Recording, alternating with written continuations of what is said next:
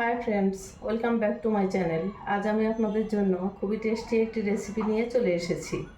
Crispy golden fried prawn বা prawn tempura. এই রেসিপিটি তৈরি করা খুবই সহজ। সন্ধ্যার স্ন্যাক্স হিসেবে বা বাচ্চাদের স্কুলের টিফিনেও এটি আপনারা ট্রাই করতে পারেন। রেসিপিটি ভালো লাগলে একটি লাইক দিবেন, আর চ্যানেলটি এখনও সাবস্ক্রাইব করে না থাকলে প্লিজ সাবস্ক্রাইব করার অনুরোধ রইল। তাহলে চলে যাচ্ছি মূল রেসিপিতে।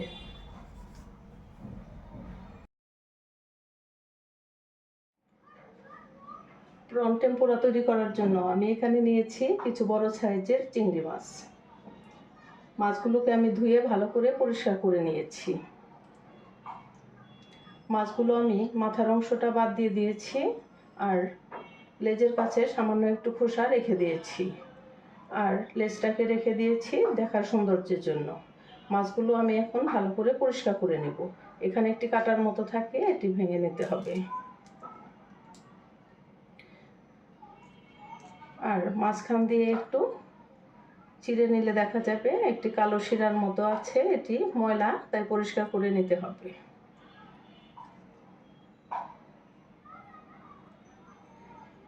এই যে শিরাটি আমি বের করে নিয়েছি। এভাবে আমি সবগুলো চিংড়ি মাছ পরিষ্কার করে নেব।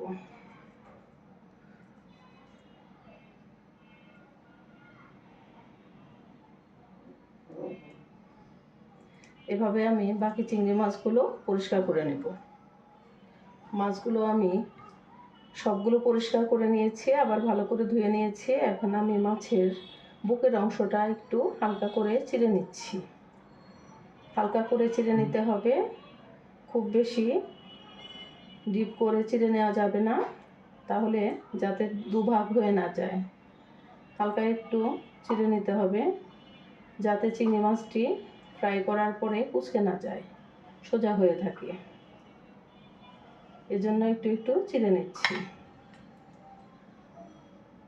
সবগুলো মাছ আমি একইভাবে বুকের সাইডটা একটু চিড়ে নিচ্ছি, তাহলে শিরাগুলো কেটে যাবে, মাছটা কুঁচকে থাকবে না ভাজার পরে। প্রন টেম্পুরা বানাবার জন্য আমি এখানে চিংড়ি মাছগুলো ভালো করে ধুয়ে নিয়েছি, আর এখন মাছগুলো আমি ম্যারিনেট করে নেব। নিয়ে নিচ্ছি স্বাদ মতো লবণ, নিচ্ছি 1 চামচ লেবুর রস, আর নিচ্ছি সামান্য একটু রসুন পেস্ট। সব কিছু আমি একসাথে ভালো করে মেখে নিচ্ছি।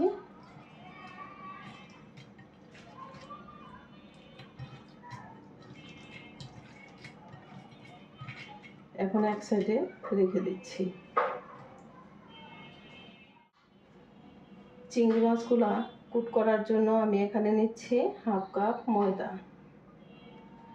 নিচ্ছি স্বাদ মতো লবণ, 1 চামচ চিলি পাউডার, 1 চামচ কারি পাউডার, আর নিচ্ছি 1/4 চা চামচ সাদা গোলমরিচের গুঁড়া। সব কিছু আমি একসাথে ভালো করে মিশিয়ে নিচ্ছি।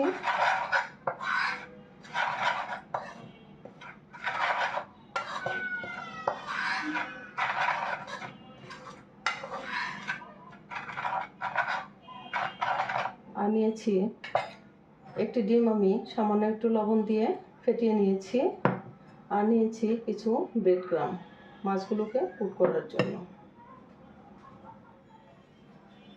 মাছগুলো আমি এখন একটা একটা করে কুট করে নিব। প্রথমে আমি ময়দার মধ্যে গড়িয়ে নিচ্ছি, তারপরে ডিমের মধ্যে একটু ডুবিয়ে নিচ্ছি।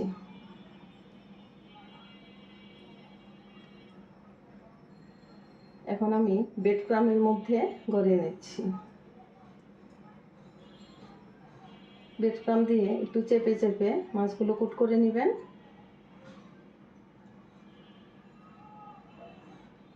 একটি মাছ আমার কুট করে নেওয়া হয়ে গেল।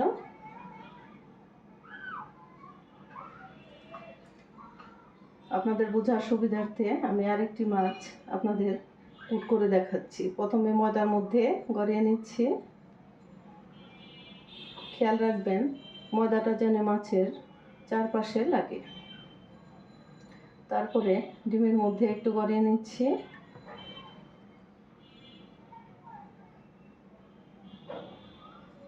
তারপরে ব্রেড ক্রামের মধ্যে একটু ব্রেড ক্রাম দিয়ে চেপে চেপে মাছগুলো কুট করে নিচ্ছি।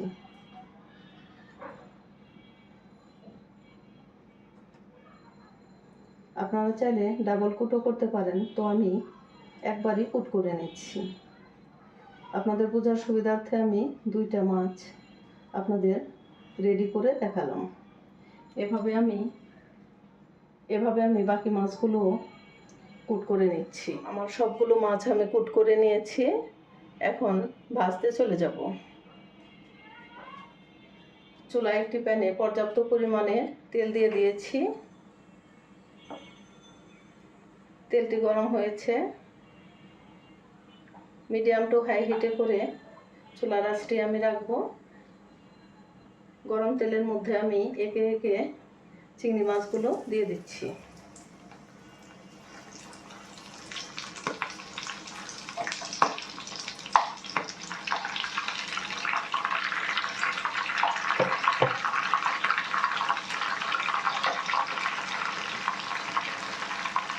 চিংড়ি মাছগুলো খুব বেশি আমি ভাজবো না, 3 থেকে 4 মিনিটের মতো আমি চিংড়ি মাছগুলো ভেজে নেব। খুব বেশি ভাজলে চিংড়ি মাছগুলো ভিতর থেকে রাবারি হয়ে যাবে, খেতে ভালো লাগবে না। আমি 3 মিনিটের মতো চিংড়ি মাছগুলো ভেজে নেব। চুলার আঁচটি পর্যায়ে মিডিয়াম টু হাই থাকবে। আমি এক পাশ ভাজা হয়েছে, এখন উল্টিয়ে আরেক পাশ ভাজার জন্য উল্টিয়ে দিচ্ছি।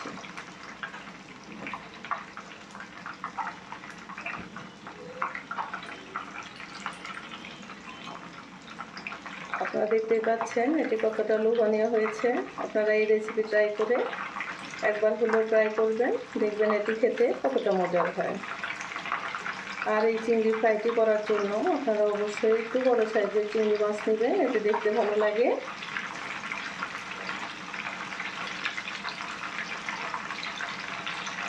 আমি একটু হালকা নেড়ে ছেড়ে দিচ্ছি আরেকবার ভাজা হওয়ার জন্য।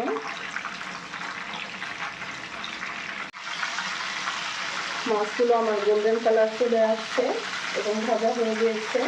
আমি এখন চুলা থেকে নামিয়ে নেব। সবগুলো মাছ আমি একে একে চুলা থেকে নামিয়ে নিচ্ছি।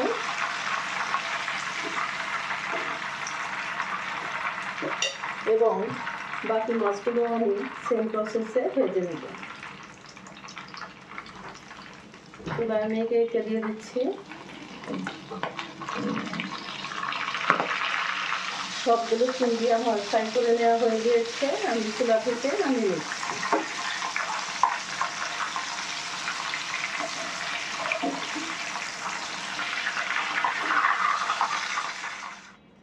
আমার প্রন টেম্পুরা অলমোস্ট ডান।